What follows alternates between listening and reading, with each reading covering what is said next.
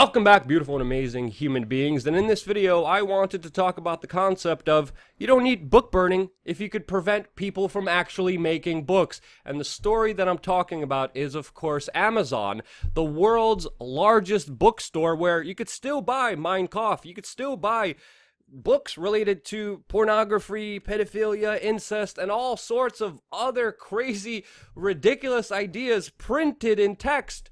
But our next fellow guest just had 9 of his books banned from the platform, deemed too controversial, and that, of course, is controversial author and commentator Roosh V. Roosh, how would you describe yourself, and what did you put in these books that got you banned? Totally. Well, I started my writing career, if you want to call it that, when I was a late bloomer. I had some problems with dating. I couldn't figure it out. I would always get stuck in the friend zone. So through trial and error, and after finding back then in 2001 the pickup artist community, I started to learn a couple of things, how to be more attractive to women. And then I started a blog. I was writing about my nights out, my interactions with women, and how they went. And over the years, I developed a skill at teaching what I know. And a lot of men started to ask me for advice. You know, how can I meet women in the city? What is the best way to approach them, to date them? So in 2007, I wrote my first book, Bang. And this book, it wasn't balanced. It was mostly about how to sleep with the most amount of girls possible. It was really, I would say it was one of my more shallow type of books. But as the years went on, I was traveling. I was writing guides on how Ukrainian women were like Colombian. So my specialty really was women. I put many hours into dating them, understanding them. You can say I was obsessed or hyper-sexed. I don't know, but I put a lot of time. I guess I became somewhat of a specialist. But then now I'm getting older, and just chasing women for only short-term thrills doesn't make a man happy.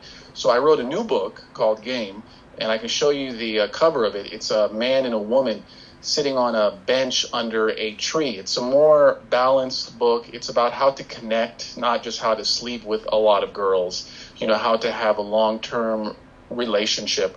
Of course, it's a tool, so you can use it for bad, but you can use this book for good too. And in this book, I basically just teach men how to be more attractive to women, how to meet them in a cultural climate that is getting very difficult for men who are not chads, who are not really good looking. And I also teach them, how to maintain a relationship. Of course, there is a sex chapter 2, which is basically giving men the nitty-gritty on how to have consensual sex. It's nothing more explicit or graphic than a lot of the things that Amazon already sells. So long story short, once this book started to climb the Amazon charts, once it hit 698, that was its peak, then the Amazon hammer started to come down. Suddenly, they banned 8 of my other books first. A lot of these books were on sale on Amazon for 5 years. Suddenly, they broke content guidelines. That's what they said. And then on Monday, only 3 days after the official launch of Game, when it was selling hundreds of copies every day, Amazon said that this book also has broken the content guidelines. And just like that, the book from Amazon was gone. And they won't tell me why. They just point to their content guidelines, and they want me to guess. They won't tell me what crime I was accused of, but I'm being sent to jail anyway. Yeah, I mean, one of the things that you said that I agree with, there's some things that I disagree with, of course, but one of the things that I definitely disagree with is that there's this kind of innate kind of urge by men to have as many notches underneath their belt with as many women as they sleep, but really that's pointless. I could tell you, dating all around the world and dating in New York City, the dating world is definitely pretty broken. There's a lot of broken human beings out there. And there's, before even just getting into all this, PUA, pickup, dating stuff, which I, of course, want to talk to you about. One of the things that I'm seeing right now is a lot of news organizations attacking you. This, of course, even being the Daily Beast and the Huffington Post. And the Huffington Post even wrote that what you're doing is, quote, denigrating women and glorifying sexual assault. And I wanted to talk to you about this specifically because how do you respond to these accusations and these attacks against you? So in some of the memoirs I I wrote about how I met a woman and had sex with her. At the time those books came out, no one really cared, but the culture kept changing. So what was consensual sex in the past, now they are terming it rape. Especially, I had some stories where I went out to the club, was drinking, the girl was drinking, and we had sex. And now everyone says, oh, because the girl was drinking, Roosh is a rapist. And they started to use that term.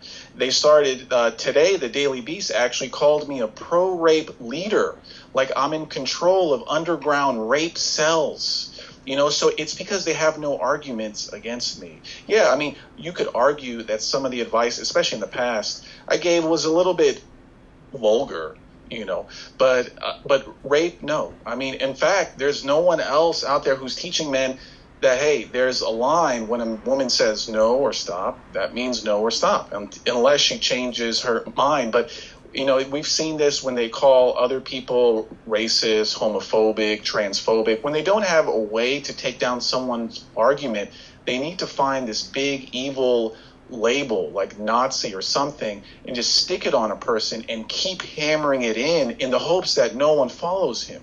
But thankfully for me, people can see through that. They see that I'm not a bad guy. I'm just trying to help men. But they wouldn't allow me to have a top-selling book.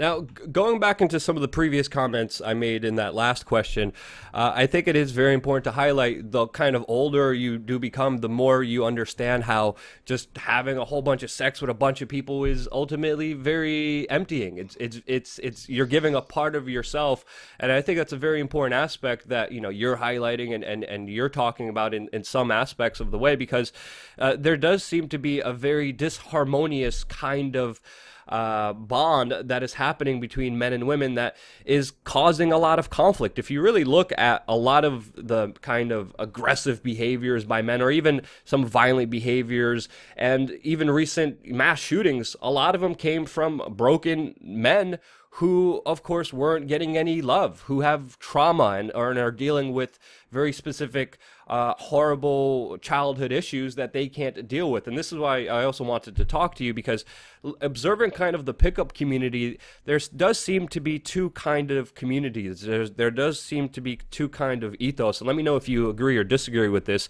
One of them is, screw women, I hate women, Becky broke my heart, she cheated on me with my best friend, I hate all women, we just have to screw as many as we can and use whatever means to screw as much as we can.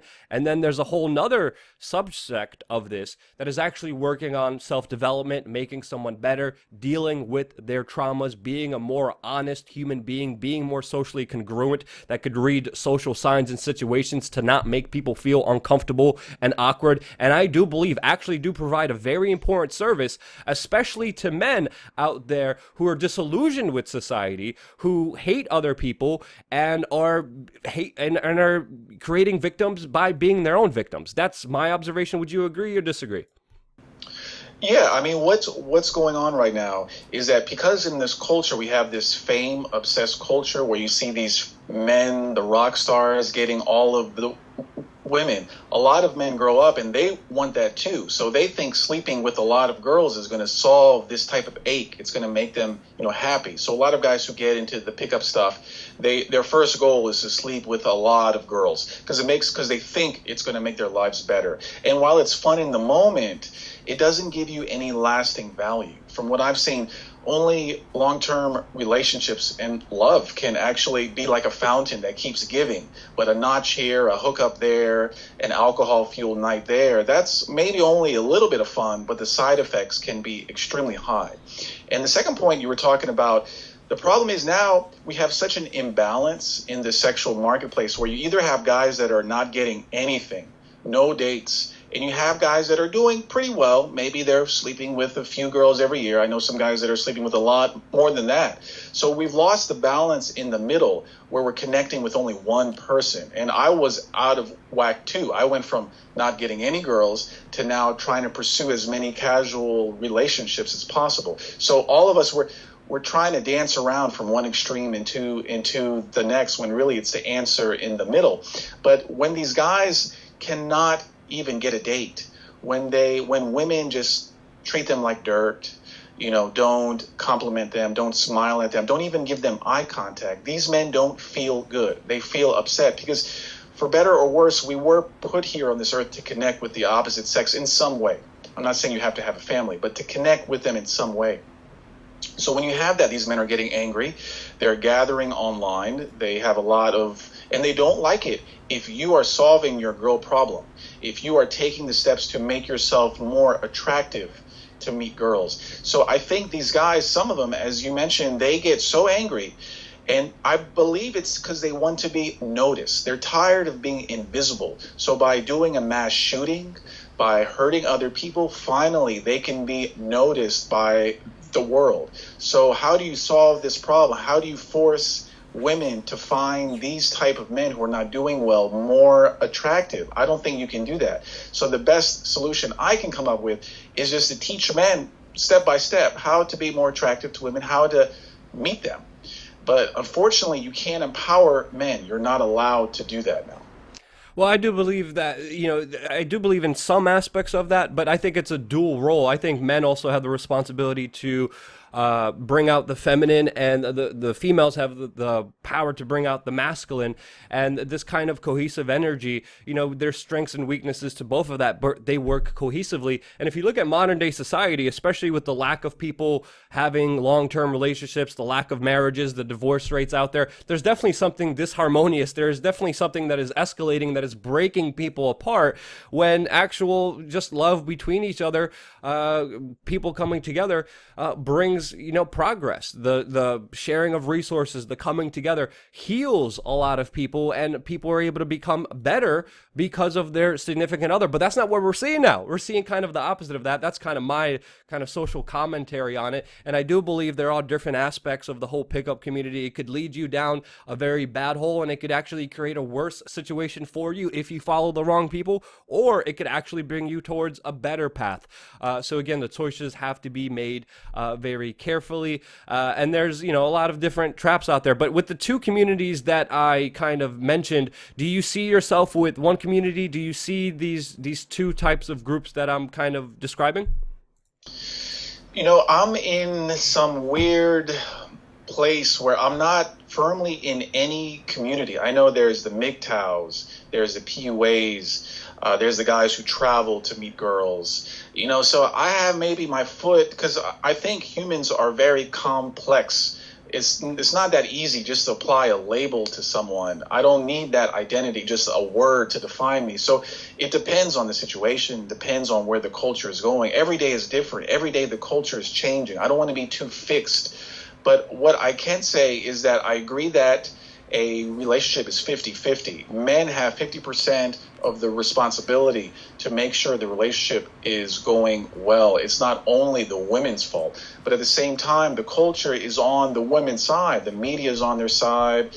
The universities are on their side. The movies are. So what role model, what spokesperson does men have? So it's not that I believe women are to blame, but women already get backup everywhere. So can the man just have someone who fights for them, someone who teaches them, who advises them? That's what I'm trying to do. Yeah. But you're a man. You're supposed to suck it up, Roosh. You're supposed to man up and deal with it. No, I'm being satirical and facetious here.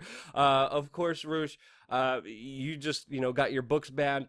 How are you responding to that? Is there other ways that you were able to circumvent your books being banned? And is there anything else you want to say on this topic of what just happened to you? Sure. As of right now, I mean, there's no way to buy the paperback. There's no way I can get my book game back onto Amazon. They just won't tell me what's wrong. They won't say anything. I do have a web store that sells the ebook and the audiobook directly to my customers. So if guys go to rooshv.com, they can see the links to my book. They can see if it's something that they want to buy and buy it there. But in terms of what authors can do if they're banned, you need at least your own platform to sell books directly. Either you ship the paperbacks directly or you sell ebooks. If you only depend on Amazon or any of these other companies, Facebook, YouTube, I mean, all they have to do is click a button and you're done. So have some backup. So yeah, I'm going to be hurting for maybe a couple months until I figure out how to get paperbacks back online, but at least I have this backup that people who want the book can still get it. And, I'm just a little bit shocked. I have to take this action from Amazon on the chin. They're $1 trillion company now.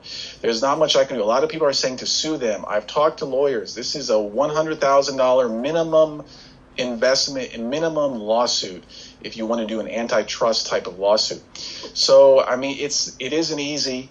But if you believe in what you teach, if you believe in what you say, you're going to have to take some beatings to keep on speaking. Free speech isn't free.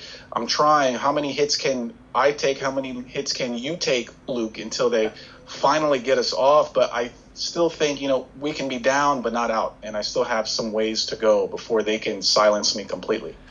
Well, we definitely taken a lot of hits here too, and that's why it's important to have a website, an email list, and to always have things backed up, because you never know when that day is going to come where they're just going to be like, well, your ideas are not socially acceptable. We don't like you. Ban. You're completely gone. And it's a major thing what happened to you, Roosh. It's a major thing that 9 of your books are banned. Meanwhile, all the other controversial books are okay. But someone at Amazon is saying, well, no, you're just too controversial for the world's largest bookstore that is responsible for the majority of the books that are out there. So, Roosh, thank you so much for joining us. Your link, will, of course, will be in the description below. And just remember, whether you like Roosh or don't like Roosh, whether you like somebody or hate somebody, if you don't believe in freedom of speech, even for your worst enemy, you don't believe in freedom of speech at all. This is our core principle. This is what we believe in. That's why we're having this dialogue. We're having this conversation. And it's only enabled because of you and your support. And that's why I thank you. Love you guys. Stay tuned for a lot more.